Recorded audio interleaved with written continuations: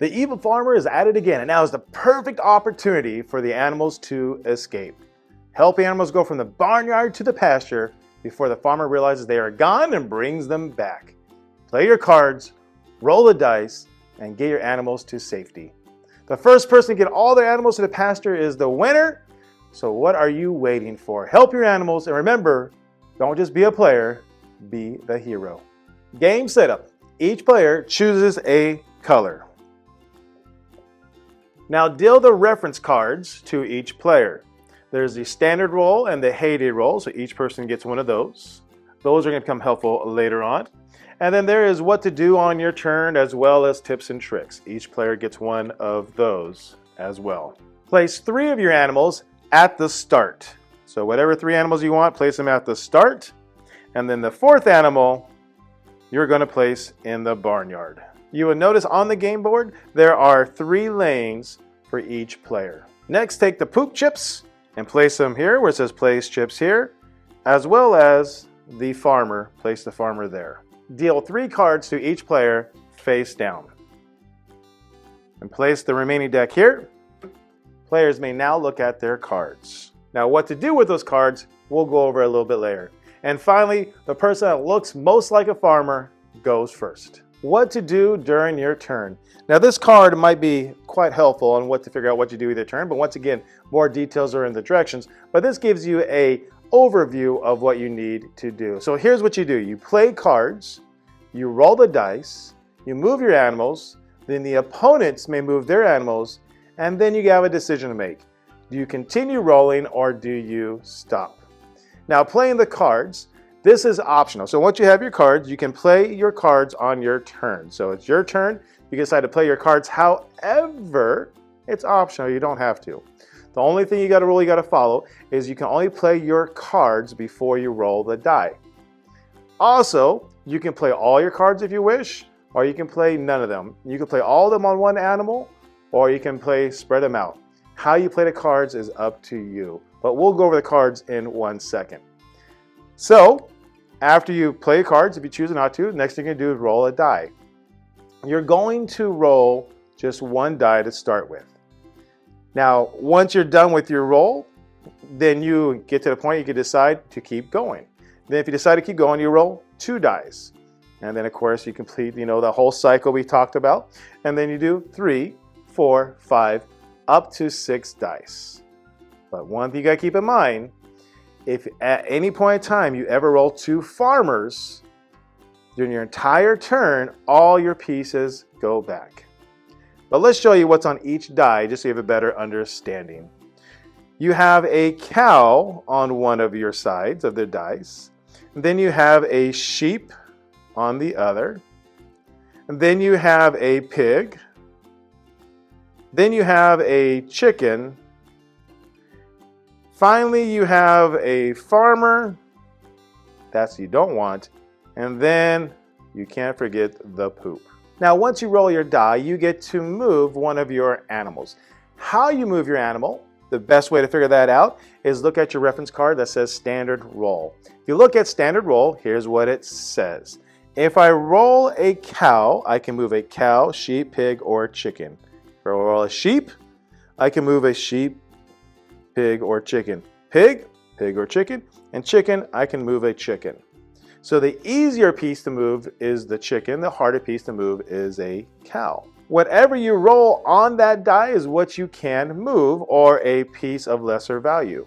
So if I roll a sheep, I can move a sheep, or I can move a pig, or I can move my chicken. Each animal on the die represents 1 space you can move. So in this case, I can roll a sheep, a pig, or a chicken. After I move, the next thing to do would be for my opponents to move. So going clockwise, the opponent to my left, we can just make a decision. They can move a sheep, a pig, or a chicken. And then it goes to the next person, and they can make the same decision. And then finally, it goes to the last person, and then they can make the decision as well. Then I get to make another choice. And that choice is, do I stay where I'm at and call my turn over, or do I continue my roll and press my luck. The problem is, the more I roll, the more dice I roll, the better chances I get of having 2 farmers. Once again, it's 2 farmers in the entire turn. Now, the good thing about it is the more dice I roll, the more I can move my animals. Now, once again, before my roll though, if I want to play any of my cards, I can play my cards. And we'll go over that here in a little bit. So once again, before you roll your dice, you want to play your cards, that is when you play your cards. Now, the benefits of having a poop is if I get 3 poops, I get to move one of my animals 1 space. That's the benefits of that. Or now, a reason why you may not want to trade in your poops for a free move is because at the end, if there is a tie, if more than one person gets their animals out at the end, whoever has the most poop, that's the tiebreaker. Important to note that the poop only applies to the person who rolled the dice. Once again, the benefit is if I roll more dice, I can move more spaces, but if I get 2 farmers, then any animal that is active that I moved on my turn would have to go back to the start if I rolled 2 farmers. As well as my opponents. If my opponents move during my turn and I roll 2 farmers, then they would have to send their pieces back to the barnyard or to start. So there's always a game of chance and always a game of strategy. Keep in mind though, that if you do not, let's say one of my opponents does not move their pieces at all, and I roll 2 farmers, since they did not partake in that turn, or that turn, they would not have to send a piece back. You only have to send it back if you partake in that turn. At this point in time, I am going to stop. I'm not going to risk it. And the good thing, if you look at my chicken, he is in a safe zone. You are safe in 2 circumstances. You're safe from farmer rolls and you're safe from card plays if your animal is in a safe zone or if they are at the pasture. Once they're at pasture, they're safe for the entire game. And if they're in a safe zone, they cannot be harmed by the farmer rolls or by any of the cards played. And since my chicken's in a safe zone, I'm going to keep him there. I'm not going to risk anything else. I'm going to call my turn done. I then pass the dice to the person to the left. But before I do that, if I need to replenish my cards, if there's any cards I don't want, I can discard them. And I will discard them over here in the discard pile. But then I can replenish my cards up to 3. So you can get rid of as many cards as you want. You can keep them all if you want to. But at the end of my turn, I pull them back up to 3. And the final thing you can do at the end of your turn or between turns is anybody, if they have an animal that is not quite active yet, still at the start gate, they can swap it out for their animal in the barnyard if they wish. How to play action cards. Now this becomes critical. The rolling is one part of it, but the action cards, as you will see, they have a huge impact on what can happen. So let's go over the different action cards and what they can do. Starting with an attack card. There's one attack card, and that is the Chupacabra. And what it does, it puts all animals of opponent back to start. Now, unless they're in the pasture or the safe zone, you can play this card and force your opponent to move all their pieces back to the start. So for example, if I play this card, I would discard over here, and I would tell them that I'm playing this card on orange. So orange would then have to move all their pieces back to the start. The next kind of cards are disaster cards. There are 4 disaster cards. There's one for sheep. It's called sheep shearing. What if I play sheep shearing down? What that means is, unlike the Chupacabra, who is designated towards one specific opponent, you can only play against one opponent, these cards here, these disaster cards, affect everybody on the board except for the person that lays down the card. So if I play sheep shearing, what that would mean is anybody who has an active sheep, someone that's out of the start zone and not in the pasture, would have to move their sheep or have to place their sheep back to the start. In this case, blue would place them back, so would purple, and so would orange. The other 3 cards are Mad Cow, Bird Flu, and Stuck in the Mud. They act exactly the same as sheep shearing, but what they do is they force the opponents to move any of their active animals back to the start. So Mad Cow forces all cows to go back to the start.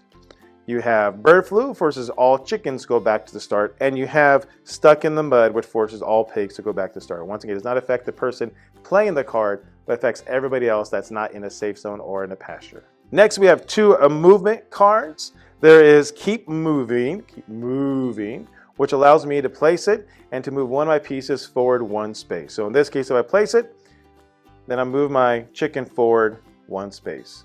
A card very similar to that is the bunny hop. The bunny hop, same thing, but allows me to move one of my pieces forward 2 spaces. So in this case, I'm going to place my bunny hop and move forward my cow out of the start zone 2 spaces. Then there's one movement setback card, and that is nap time. By placing this down, I force an opponent, let's say I pick on orange here, I force the opponent to move back 1 space. Then there's one protection card that's called duck decoy. What it does, it protects one of my animals from a farmer roll on my turn. Now once again, these cards can only be played on my turn as I am rolling the dice, right? And they have to be played before I roll my dice. So I can play my cards, roll 1 dice, the whole cycle goes, and then before I roll 2 dice, I can play some more cards if I want to. So you can play as many cards as you want during your turn, no cards, more cards on one animal if you wish, but you want to play them before you actually roll the dice, or before we roll a dice somewhere in your turn. So duck decoy protects one of my pieces. So let's say I'm going to put my duck decoy on my cow. What that means is for my entire turn, he is protected. So if I roll 2 farmers during my turn, he's okay. He does not go back to the barnyard. Next is tag along turtle. The purpose of this is for 1 roll and 1 roll only. One of my pieces will mimic the move of another piece. In this case, I'm going to basically tag my cow to my chicken. So whatever I move my chicken on this next roll, I move my cow.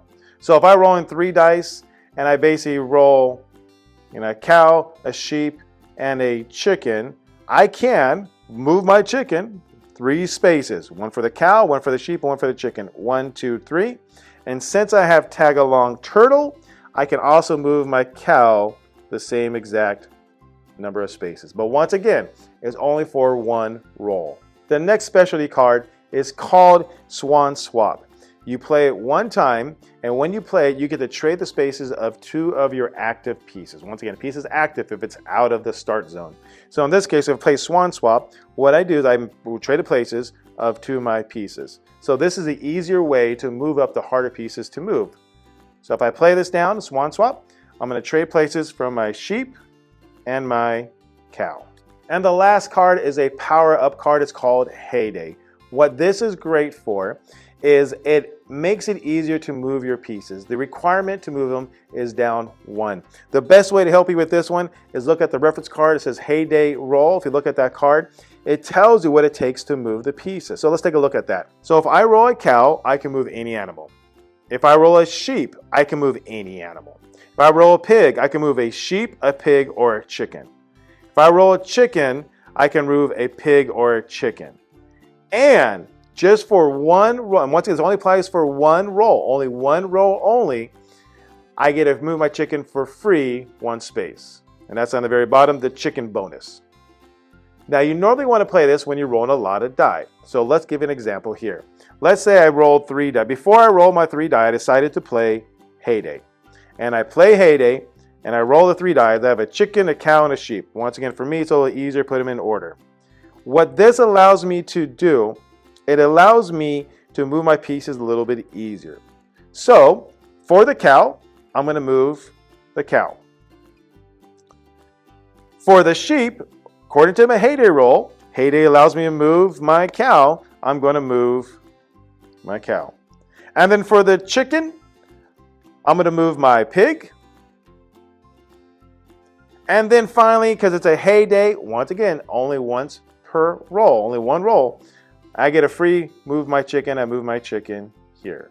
So that is the benefits of the Heyday roll. Final notes and strategies. The safe spaces are places you want to get your animals to because then you can avoid being hit by the farmer rolls. The other strategy you want to keep in mind is that you got to calculate whether or not it's worth the risk or not to move your animals if the person rolling moves their animal. So if they roll, keep in mind you can take advantage of that and move accordingly with their roll, but you always got to be cautious of those 2 farmers. Well, that's it. Now, roll the dice, free your animals, and be the hero of the barnyard.